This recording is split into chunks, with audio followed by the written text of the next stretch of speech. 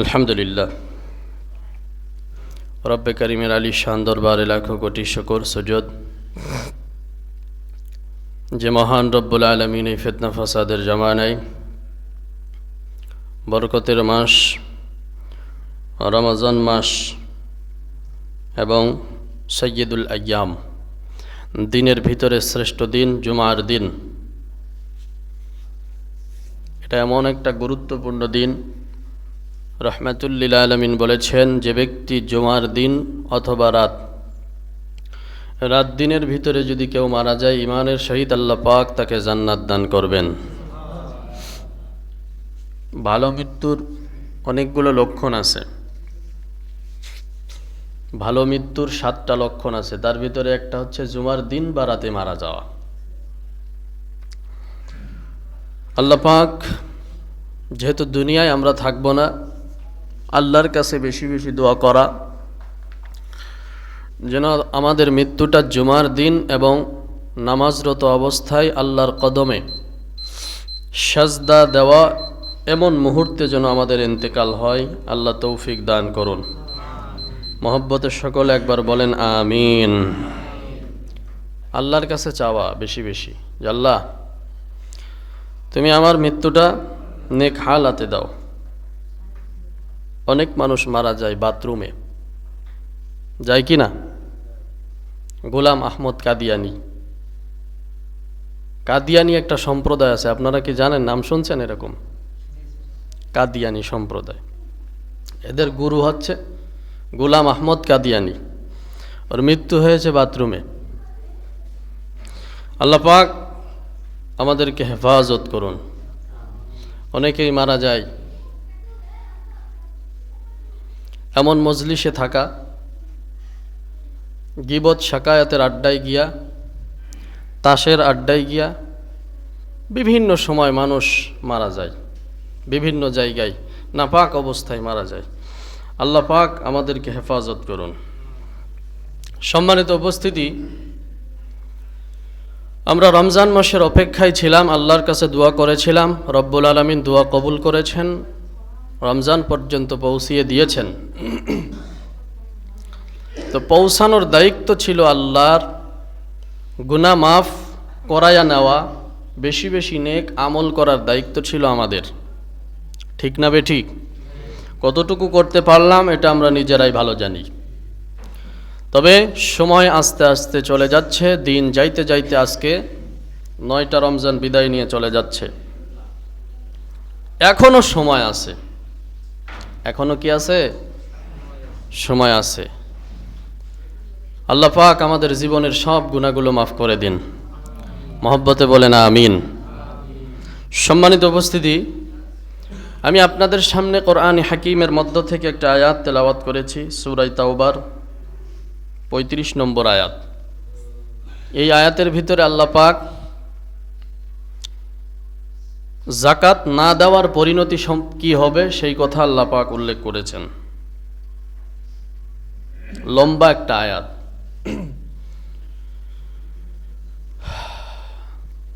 আল্লাহ পাক রব্বুল আলামিন আমাদেরকে দুনিয়ায় পাঠিয়েছেন এবং আমাদের কিছু দায়িত্বও দিয়েছেন। এমনি এমনি আল্লাহ পাক আমাদেরকে পাঠান নাই। আমরা দুনিয়ার জিন্দেগিতে যা কিছু করি, সব কিছু করার একটা উদ্দেশ্য থাকে। উদ্দেশ্য ছাড়া কোনো কাজ কোনো মানুষ করে না। এই যে এখন আমরা চাষ করতেছি, অনেকে পেঁয়াজ লাগাইছে, রসুন লাগাইছে, তো এটা কি উদ্দেশ্য ছাড়া? হ্যাঁ, উদ্দেশ্য ছাড়া। এই যে এত সুন্দর করে মসজিদ আপনারা বানিয়েছেন সবাই মিলে, টাকা পয়সা বুদ্ধি পরামর্শ সামনে কিছু মানুষ থেকে সবাই মিলে যে এত সুন্দর একটা মসজিদ বানাইছেন, উদ্দেশ্য ছাড়া না? উদ্দেশ্য আছে। তা সব কিছুরই তো উদ্দেশ্য আছে। তা আল্লাহ পাক রব্বুল আলামিন আমাদেরকেও পাঠিয়েছেন, অবশ্যই তার উদ্দেশ্য আছে। কি? আল্লাহ বলেন আমার গোলামি করা। এক কথায় কার গোলামি করা? আল্লাহর আদেশ এবং নিষেধ মেনে চলা। সম্মানিত উপস্থিতি, আল্লাহর ইবাদত সাধারণত 2 ধরনের হয়ে থাকে। কয় ধরনের? বুঝবেন আলোচনা। আল্লাহ আমাদেরকে পাঠিয়েছে ইবাদত করার জন্য। এই ইবাদত সাধারণত দুই ধরনের হয়ে থাকে। এক নম্বর শারীরিক ইবাদত, দুই নম্বর আর্থিক ইবাদত। এক নম্বর শরীর দিয়ে কষ্ট করার মাধ্যমে ইবাদত করা হয়। যেমন আমরা নামাজ পড়ি, শরীরে একটু কষ্ট লাগে, লাগে না? যারা মুরব্বী হয়ে গেছে, মাজা নড়াইতে পারে না, রুকু সেজদা করতে কষ্ট হয় না? কষ্ট হয়। সম্মানিত উপস্থিতি, এরপরে এই যে আমরা রোজা রাখছি, আচ্ছা বলেন সারাদিন না খাইয়া থাকলে কষ্ট হয় না? তো এটা হচ্ছে দৈহিক ইবাদত। আর যাকাত, এটা হচ্ছে আর্থিক ইবাদত। হজ আর্থিক ইবাদত, এটাতে টাকার প্রয়োজন হয়, আবার হজে দৈহিকও কষ্ট হয়। যেমন কুরবানিও আছে, এগুলো হচ্ছে সব টাকা পয়সা ছাড়া হয় নাকি? বলেন হয়? গরিব লোকদের জন্য কুরবানি আছে নাকি? নাই। গরিব লোকদের জন্য যাকাত আছে? নাই। সম্মানিত উপস্থিতি, তাহলে আমরা বুঝলাম ইবাদত করার জন্য আল্লাহ পাক আমাদেরকে পাঠিয়েছেন, এবং এই ইবাদতটা সাধারণত দুই ধরনের হয়ে থাকে। একটা হচ্ছে শারীরিক, আরেকটা হচ্ছে আর্থিক। শারীরিক ইবাদতগুলোর মধ্যে সব থেকে গুরুত্বপূর্ণ ইবাদত হচ্ছে নামাজ। শারীরিক ইবাদতের ভিতরে সব থেকে গুরুত্বপূর্ণ ইবাদত কি? নামাজ। আর্থিক ইবাদতের মধ্যে সব থেকে গুরুত্বপূর্ণ ইবাদত হলো যাকাত। সব থেকে গুরুত্বপূর্ণ ইবাদত যাকাত। তাহলে বুঝলাম দৈহিক এবং আর্থিকের ভিতরে প্রধান গুরুত্বপূর্ণ দুইটা আমল, এক নম্বর নামাজ, দুই নম্বর যাকাত। এই জন্য কোরআনের ভিতরে এই বিধানগুলোর কথা সবচেয়ে বেশি আলোচনা করা হয়েছে। সুবহানাল্লাহ।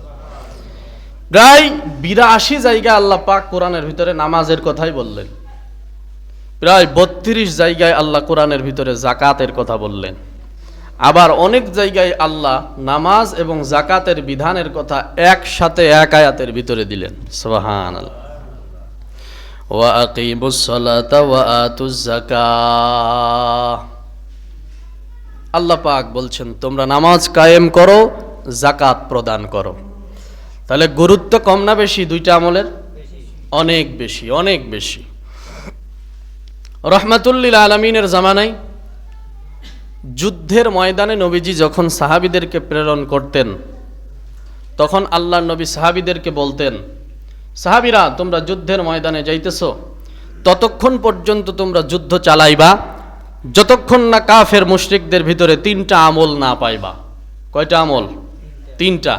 এক নম্বর, যতক্ষণ না তারা ঈমান আনবে, যতক্ষণ না তারা ঈমান আনবে, যতক্ষণ না তারা নামাজ পড়বে, যতক্ষণ না তারা যাকাত দিবে। তিনটা আমল যতক্ষণ না করবে ততক্ষণ তোমরা লড়াই করবা তাদের বিরুদ্ধে। তার মানে কেমন যেন বোঝাচ্ছে এই তিনটা আমল না থাকলে মুসলমানই হওয়া যায় না, এমনটা বোঝা যায়। ঠিক না বেঠি? সম্মানিত উপস্থিতি, এই জন্য এই দুইটা আমলের গুরুত্ব কম না বেশি? আওয়াজ করে বলেন, কম না বেশি? আল্লাহ নবী বলেছেন 5 বেলার নামাজ এতই গুরুত্বপূর্ণ, এতই গুরুত্বপূর্ণ, মান হাফাযা আলাইহা, মদিনাওয়ালা নবী বলেন যেই বান্দারা মান হাফাযা আলাইহা 5 বেলার নামাজ সুন্দর করে আদায় করবে, কানাত লাহু নূরা ওয়ালা বুরহানা ওয়া নাজাতাই ইয়াউমাল কিয়ামাহ। পড়েন আল্লাহু আকবার। আল্লাহর নবী বলেন 5 বেলার নামাজ আমার যেই উম্মতেরা সুন্দর করে আদায় করবে, কিয়ামতের ময়দানে এই নামাজ তার জন্য নূর হইবে। সুবহানাল্লাহ। কানাত লাহু নূর ওয়ালা বুরহান। মদিনাওয়ালা নবী উম্মতদেরকে জানায় 1 নম্বরের নামাজ কিয়ামতের ময়দানে নূর হবে, 2 নম্বরে ওয়া বুরহান, কিয়ামতের ময়দানে নামাজ তার জন্য দলিল হবে। ওয়া নাজাতা ইয়াউমাল কিয়ামা, কিয়ামতের ময়দানে নামাজ তার জন্য নাজাতের জরিয়া হবে। সুবহানাল্লাহ। আমার ভাইয়েরা, এরপরে নবীজি বলেন অমাল্লাম ইউহাফিজ আলাইহা, 5 বেলার নামাজ যারা সুন্দর করে আদায় করবে না, 5 বেলার নামাজ যারা হেফাজত করবে না, মদিনাওয়ালা নবী বলেন লাম ইয়াকুন লাহু নূর, কিয়ামতের ময়দানে নামাজ তার জন্য নূর হবে না, কোনো নূর থাকবে না, ওয়ালা বুরহান, কোনো দলিল থাকবে না, ওয়ালা নাজাহ, কিয়ামতের ময়দানে বান্দার নাজাত আটকে যাবে।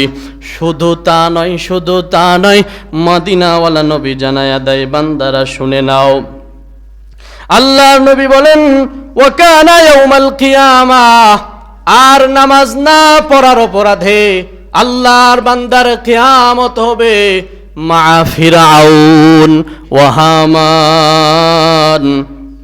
আল্লাহর নবী বলেন ও আমার উম্মতেরা, নামাজ না পড়ার অপরাধে কিয়ামতের ময়দানে তোমার হাসর নাসর হবে ফিরাউনের সাথে। নাউজুবিল্লাহ পড়েন। এই জন্য নামাজ পড়ার দরকার আছে না নাই? বলেন আছে না নাই?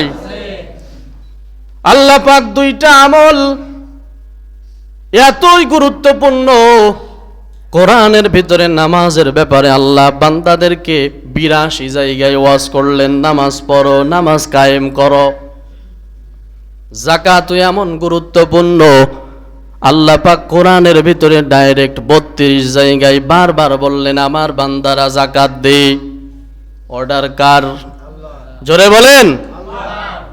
আমার ভাইয়েরা, নামাজ না পড়া এইটা এমন একটা বদ আমল, আর নামাজ না পড়লে কিয়ামতের ময়দানে কি হবে? নূর থাকবে না, দলিল থাকবে না, নাজাতের পথ আটকে যাবে, কিয়ামত হবে, হাসর নাসর হবে ফিরাউনের সাথে, হামানের সাথে। আল্লাহ পাক যাকাত না দেওয়ার পরিণতি সম্পর্কে ডাইরেক্ট কোরআনে আল্লাহ আয়াত দিয়েছেন। আল্লাহ পাক বলেন والذين يكنزون الذهب والفضة ولا ينفقونها في سبيل الله فبشرهم بعذاب عليم।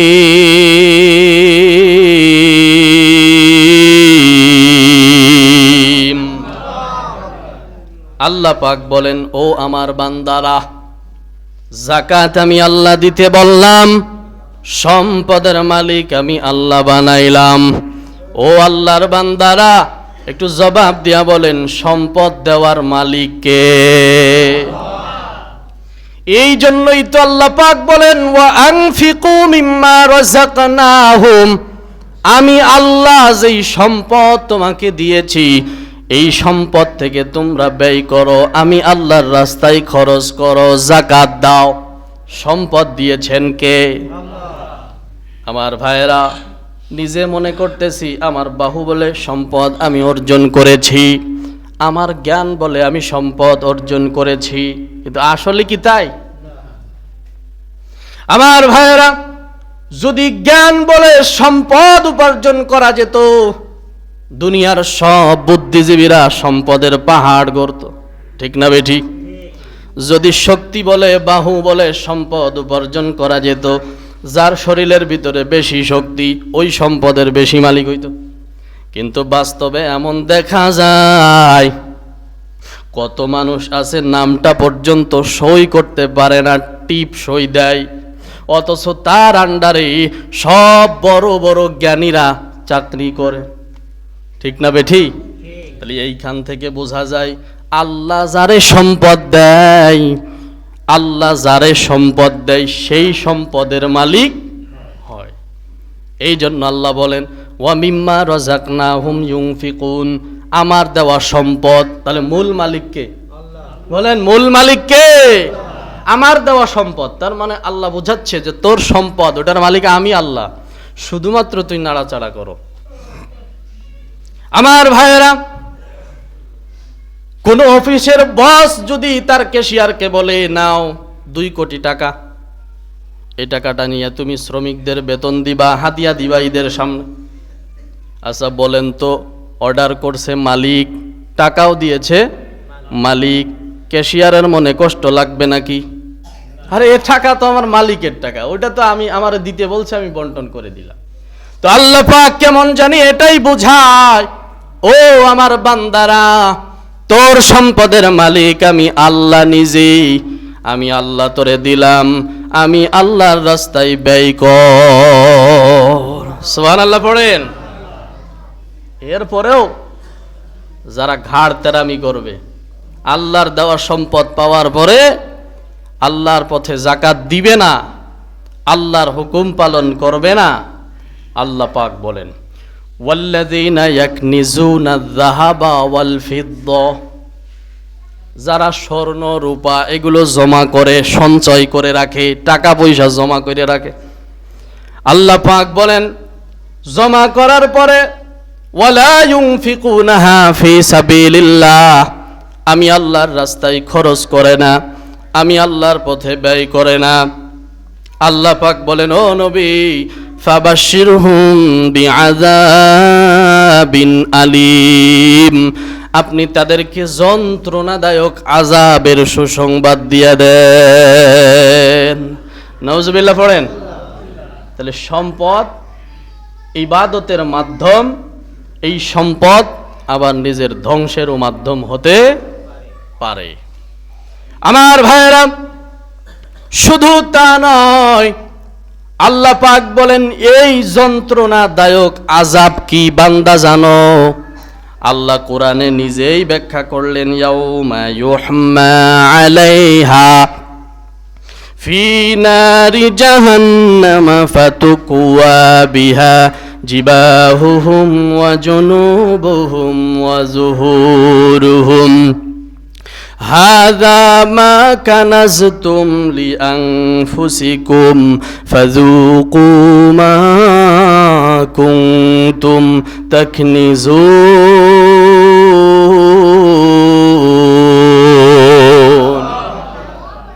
আমার ভাইরা, নিজের বানানো কথা নয়, সূরা তাওবার 35 নম্বর আয়াতে এই তথ্যগুলো আল্লাহ পাক আমাদেরকে জানিয়ে দিয়েছেন। যারা টাকা পয়সা সম্পদ জমা করো, আমি আল্লাহর রাস্তায় খরচ করো না, আল্লাহ পাক বলেন কিয়ামতের ময়দানে তোমার এই সম্পদগুলোকে দগ্ধ করা হবে, তোমার কপালের উপরে সেক দেওয়া হবে, তোমার পাজরের উপরে সেক দেওয়া হবে, তোমার পিঠের উপরে সেক দেওয়া হবে। শুধু তাই নয়, আযাবগুলো দেওয়া হবে। আর আল্লাহ পাক রব্বুল আলামিন জানায়া দেন, যখন তোমার সেক দেওয়া হবে, সেক দিব আর বলবো হাযা মা কানাজতুম লিআনফুসিকুম, এটা তোমার জমা করা সম্পদ, এটার শাস্তি ভক্ষণ করো, এটার মজা সেইটা দেখো। নাউজুবিল্লাহ পড়েন। এই শাস্তির জন্যই তো দুনিয়ায় সম্পদ উপার্জন করেছো, ব্যয় করো নাই। যেই সম্পদ জমা করেছো এটা তোমার সম্পদ। শুধু তাই নাই আমার ভাইয়েরা, আল্লাহ নবী বলেন ইয়াতিল কানজু সুজাআন, আল্লাহ নবী বলেন কিয়ামতের ময়দানে এই সম্পদগুলোকে আল্লাহ সাপের আকৃতি বানায়া দিবে। নাউজুবিল্লাহ পড়ে। সাপ তার গলার ভিতরে পেঁচায়া যাবে সম্পদ। যেই সম্পদের মায়ায় আজ আমরা আল্লাহর রাস্তায় খরচ করি না, যাকাত আদায় করি না, যেটা আল্লাহ ফরজ বিধান করেছেন। সম্পদের মায়ায়, সন্তানের মায়ায় সম্পদ আমার হাত ছাড়া হয়ে যাবে, কমে যাবে, যার কারণে যাকাত দেই না। আল্লাহ পাক বলেন এই সম্পদ কিয়ামতের ময়দানে আল্লাহ নবী বলেন সাপের আকৃতি বানায়া দেওয়া হবে। সাপটা গিয়া গলার ভিতরে পেঁচাইবে, মুখের ভিতরে দংশন করবে, আর বলবে আনা মালুকা আনা কাংজুকা, আমি তোমার মাল, আমি তোমার সঞ্চয় করা সেই সম্পদ। নাউজুবিল্লাহ পড়েন। এই জন্য আমার ভাইয়েরা, আল্লাহ পাক বিধান দিয়েছেন যাকাত দেওয়ার দরকার আছে না না? যাদের উপরে যাকাত ফরজ হয়েছে আমরা দিব তো ইনশাআল্লাহ? বলেন ইনশাআল্লাহ। আমার ভাইয়েরা, রাহমাতুল লিল আলামিনের জামানায় একজন ব্যক্তি ছিলেন, নাম হচ্ছে সালাবা। নাম কি বলেন? সালাবা। আমার ভাইয়েরা, কোরআনের ভিতরে তার কথাটা শানে নুজুল হিসেবে আল্লাহ পাক কোরআনের ভিতরে দিয়ে দিয়েছেন, আয়াতের প্রেক্ষাপট বানিয়ে দিয়েছেন। রাহমাতুল লিল আলামিনের জামানায় ব্যক্তি ছিল কে? সালাবা। আবার ভুল বুঝছেন না, সালামা নামে আবার একটা সাহাবীও আছেন, উঁচু দরজার একজন সাহাবী। আর একজন ব্যক্তি, অনেক সময় নাম একরকম হয় না, আপনাদের এলাকার ভিতরে নাম একজনের একই রকম হয় না, দুইজনের একই রকম। প্রিয় ভাইরা আমার, তো ওই জামানায় সালামা নামে একজন ব্যক্তি ছিল। এই সালাবা আল্লাহ রসুলের কাছে আসলেন। এ ছিল মুনাফিক, অন্তরের ভিতরে নিফাক ছিল। কি ছিল বলেন? নিফাক ছিল। সাহাবীর আল্লাহ রসুলের কাছে আসছে, আসার পরে বলছেন, এ রসুল আল্লাহ, আপনি দোয়া করেন আল্লাহ পাক যেন আমার সম্পদের মালিক বানাই। আমার কি বানাই? সম্পদের মালিক বানাই। আল্লাহ রসুল ডাক দিয়ে কয়, সালাবা, আমি তো সম্পদ কাউকে বড় লোক বানানোর জন্য আসি নাই। আমি নবী যদি চাই, আল্লাহ পাক উহুদ পাহাড় আমার জন্য স্বর্ণ বানায়া পিছনে ঘোরাইতো। সুবহানাল্লাহ পড়েন। তা আমি তো সম্পদ চাই না, কাউকে ধনী বানানোর জন্য আমি রহমাতুল্লিল আলামিন আসি নাই। আমি তো আসছি বাশীরা ওয়া নাযীরা, সুসংবাদ এবং ভীতি প্রদর্শন করার জন্য, সতর্ক করার জন্য আমি রহমাতুল্লিল আলামিন আসছি। তো ওই ব্যক্তিটা ফিরে গেছে। সালাবা ফিরে গিয়া পরক্ষণে আবার আসছে। আসার পরে বলেন, ইয়া রাসূলুল্লাহ, আপনি দোয়া করেন আমি যেন ধনী হয়ে যাই। এরপরে বলতেছে, ইয়া রাসূলুল্লাহ, আমি যদি ধনী হয়ে যাই তাহলে এই সম্পদের হক আদায় করব, আমি বান্দাদের মাঝে বন্টন করব, অভাবীদেরকে দিব, গরিব মিসকিনদেরকে দিব। তখনও জাকাতের আয়াত নাজিল হয় নাই। তো রহমাতুল্লিল আলামিন দোয়া করলেন যে আল্লাহ পাক যেন তাকে সম্পদের মালিক বানায়। কিছুদিন পর তার দুম্বা ভেড়া এত পরিমাণ হয়েছে যে সে মদিনার পাশে আর থাকতে পারতেছে না। একটা সময় 5 বেলার নামাজ নবীর পিছনে আইসা পড়তো। মুনাফিকরা নামাজ পড়তো, জানেন না আপনারা আমার ভাইরা, মুনাফিকরা আইসা নামাজ পড়তো। আর এই যুগে নাম করা মুসলমানও নামাজ পড়ে না, নাউজুবিল্লাহ পড়েন আমার ভাইরা। তো এই 5 বেলার নামাজ নবীজির পিছনে পিছনে আইসা পড়তো। যখন সম্পদ আরও বৃদ্ধি পেয়ে গেল, তখন আর মদিনার ওই জায়গায় থাকতে পারলো না, আরও একটু দূরে চলে গেল। ওখানে 2টা ওয়াক্তের নামাজ পড়তো, জোহর এবং আসর। নবীজির পিছনে এসে নামাজ পড়তো, বাকি 3 ওয়াক্ত নামাজ সে ওইখানেই পড়তো, সম্পদ বেশি হওয়ার কারণে। কিছুদিন পর সম্পদ আরও বৃদ্ধি পেয়ে গেল। এখন আর 5 বেলার নামাজে আসতে পারে না, দূরে চলে গেছে। তখন আসে জুমায়। কোন সময়? জুমায় আসে। সম্পদ এত বৃদ্ধি পেয়েছে, বৃদ্ধি পাওয়ার কারণে সে ওখান থেকেও আরও দূরে চলে গেছে। যাওয়ার পরে সে এখন আর জুমায়ও আসতে পারে না, সব নামাজ ওই যেখানে আছে ওইখানেই সে পড়তে শুরু করলো। আমার ভাইয়েরা, এরকম চলতে লাগলেন। রহমাতুল্লিল আলামিন একদিন সাহাবীদেরকে বললেন, সালাবা কোথায়? আইনা সালাবা, সালাবাকে দেখি না। আমার ভাইয়েরা, যখন আল্লাহ রসুল এই কথা বললেন, সাহাবায়ে কেরাম সব ঘটনাটা বয়ান করলেন। আপনি দোয়া করছেন, এত সম্পদের মালিক হইছে যে সে আর কাছে থাকতে পারে না, অনেক দূরে সরে গেছে, এই জন্য মসজিদে আসতে পারে না। প্রিয় ভাইরা আমার, এখান থেকে বুঝেন, যেই সম্পদ আপনাকে মসজিদ থেকে দূরে রাখে, যেই সম্পদ আল্লাহর ইবাদত থেকে আপনাকে গাফেল বানায়া দেয়, ওই সম্পদ আপনার জন্য রহমত হতে পারে না, ওই সম্পদ আপনার জন্য গজব গজব গজব। ঠিক না বেঠিক? প্রিয় ভাইরা আমার, সালাবাকে নামাজ থেকে বিরত করে রাখছে, মসজিদে আসতে পারে না। ঠিক এই পজিশনে আল্লাহ পাক বললেন, খুয মিন আমওয়ালিহিম সাদাকাতান তুতাহহিরুহুম ওয়া তুযাক্কিহিম বিহা ওয়া সাল্লি আলাইহিম। আল্লাহ পাক নবীজিকে বললেন, আপনি তাদের থেকে সদাকা গ্রহণ করেন, যাকাত গ্রহণ করেন, তাদেরকে পবিত্র করেন, তাদের জন্য দোয়া করেন। সুবহানাল্লাহ পড়েন। প্রিয় ভাইরা আমার, তো আল্লাহ রসুল কিছু সাহাবীকে দায়িত্ব দিলেন, যাও অমুক অমুক ব্যক্তির উপরে যাকাত ফরজ হয়েছে, ওর কাছ থেকে যাকাতগুলো উসুল করে আনো।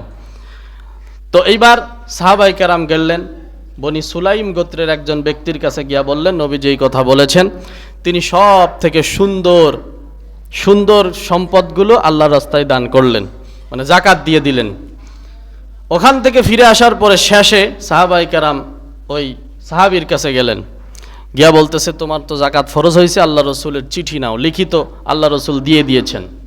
সালাবা বলতেছেন, এটা তো অন্যায়, কারণ এটা তো জিজিয়া, কর।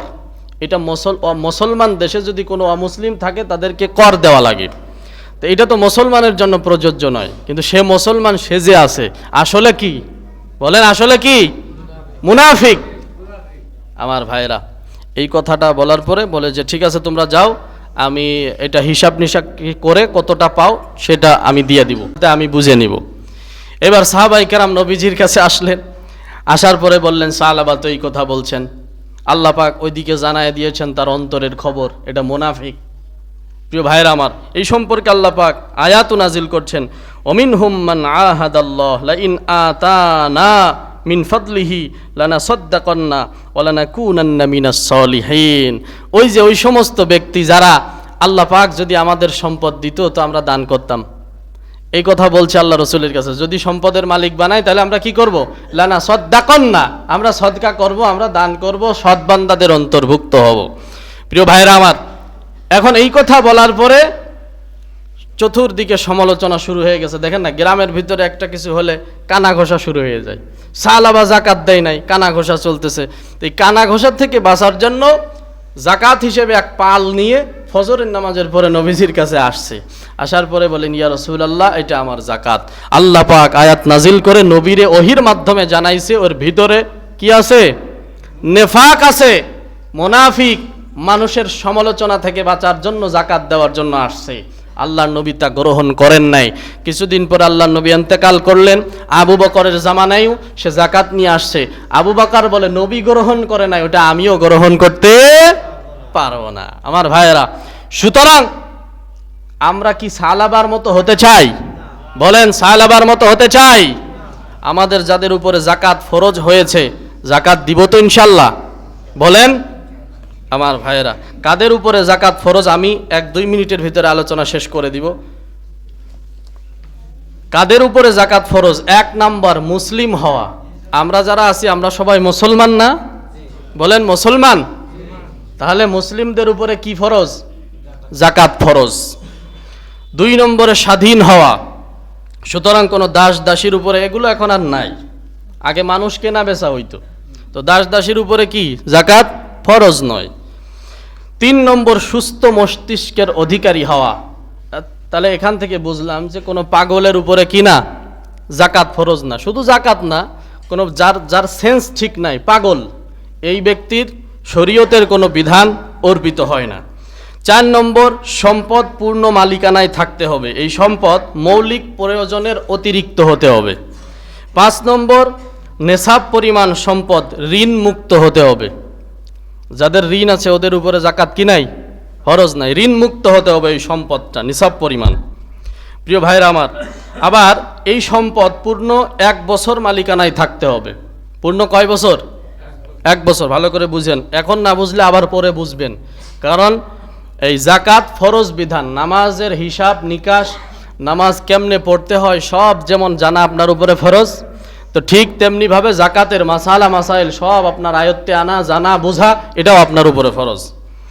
6 নম্বর, নেশাব পরিমাণ সম্পদের মালিক হতে হবে, এমন সম্পদ জাকাত দিতে হবে যে সম্পদ বাড়ে। ব্যবহৃত সম্পদের জিনিসের জাকাত দেওয়া লাগবে না। এক্ষেত্রে আর একটা কথা শুনেন, জাকাতের নিসাব হলো 7.5 ভরি সোনা বা 52.5 ভরি রূপা। এখন সোনার তো সোনার হিসাব করে দিবেন, এখন সোনার যেই নিসাবটা, এই নিসাবটা এখন ওলামায়ে কেরাম ধরে না, এখন রূপার হিসাবটা ধরে। কারণ সোনার হিসাব ধরতে গেলে 7.5 ভরি সোনার দাম কত, ওইটা কারোর উপরে কি আসে না, জাকাত ফরজ হয় না, অধিকাংশ খুব কম মানুষের উপরে হয়, যার কারণে শুধু রূপার হিসাবটা ধরতে হবে। এবার আসেন, কত ধরনের সম্পদের জাকাত হয়? এটা সাধারণত আমরা যেটা বুঝি সেটা হচ্ছে 6 ধরনের সম্পদের জাকাত হয়ে থাকে।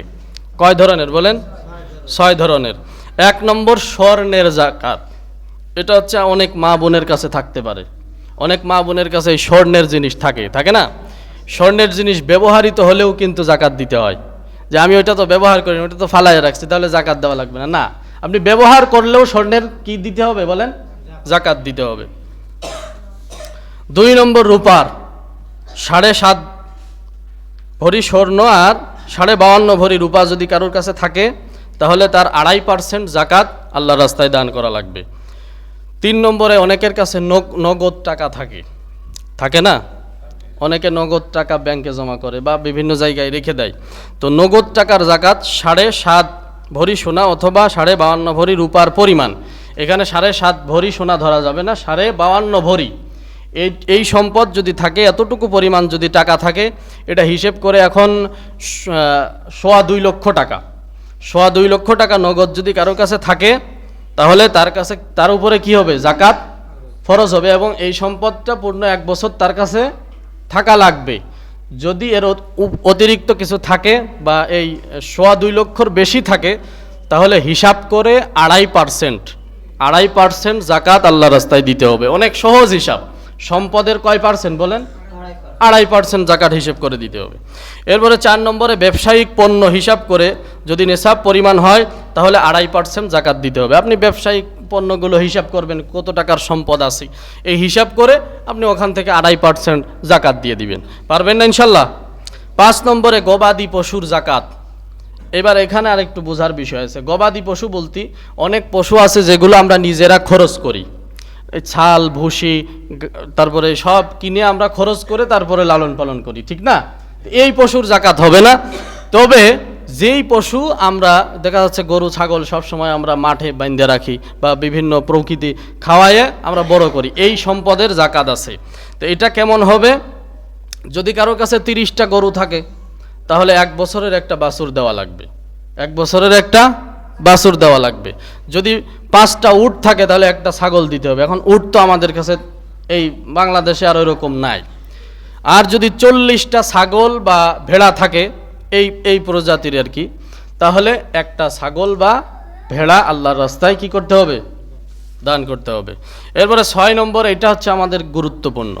এটা কি আমাদের গুরুত্বপূর্ণ? সেটা হচ্ছে ফসলের জাকাত। আমরা অনেক সময় ফসলের জাকাতটা এড়িয়ে যাওয়ার চেষ্টা করি। ফসলেরও কিন্তু জাকাত আছে, যেটাকে বলা হয় ওসর। যেটারে কি বলা হয়? ওসর। এটার 2টা পদ্ধতি। ফসল হয় নিজে জমিন থেকে সেচ দিয়ে, তারপরে কামলা খাটাইয়া নিজে পরিচর্যা করে শ্রম দিয়ে জোন পাট দিয়ে যদি করা হয়, তাহলে সেই ক্ষেত্রে 5%, শতকরা কয় পার্সেন্ট? যদি 100 মণ যদি আপনার কোনো সম্পদ হয়, তাহলে ওইখানে আপনার কি দেওয়া লাগবে? 5% দেওয়া লাগবে। আর যদি আসমানের পানি দিয়ে হয়, যদি বৃষ্টির পানি দিয়ে সম্পদটা উৎপাদন করেন, সেক্ষেত্রে 10% আল্লাহর রাস্তায় দান করতে হবে। তাহলে এখানে সহজ কথা হচ্ছে, ফসলের জাকাত ফরজ হওয়ার জন্য এখানে আরেকটা গুরুত্বপূর্ণ কথা শোনেন। আমরা মনে করি ওই যে 1 বছর পূর্ণ মালিকানায় থাকতে হবে, ফসল কি আবার 1 বছর রাখে কেউ? বলেন, রাখে না। তাহলে ফসলের জাকাতটা এইভাবে দিতে হবে, যখন ফসল উঠাবেন, যেই দিন ফসলটা উঠাবেন ওই দিনই আপনার উপরে ফরজ। এখন আসেন, কতটুকু পরিমাণ থাকলে ফসলের জাকাত ফরজ হয়? এটা গুরুত্বপূর্ণ না? ওলামায়ে কেরাম বলেন 5 ওয়াসাক পরিমাণ সম্পদ যদি হয়, তাহলে তার উপরে জাকাত ফরজ হবে, ওসর ফরজ হবে। এখন 5 ওয়াসাক কি? 5 ওয়াসাক হচ্ছে, ওলামায়ে কেরাম বলেন এটা 25 মণের কাছাকাছি। কত মণ বলেন? সবাই বলেন 25 মণ। যদি 25 মণের নিচেই হয়, তাহলে আপনার সম্পদের জাকাত দেওয়া লাগবে না। যদি 25 মণের উপরে আপনার সম্পদ হয়, তাহলে সেই সম্পদ থেকে হিসাব করে ওসর দেওয়া লাগবে। আল্লাহ পাক আমাদেরকে তৌফিক দান করুন। মহব্বতে বলেন আমিন।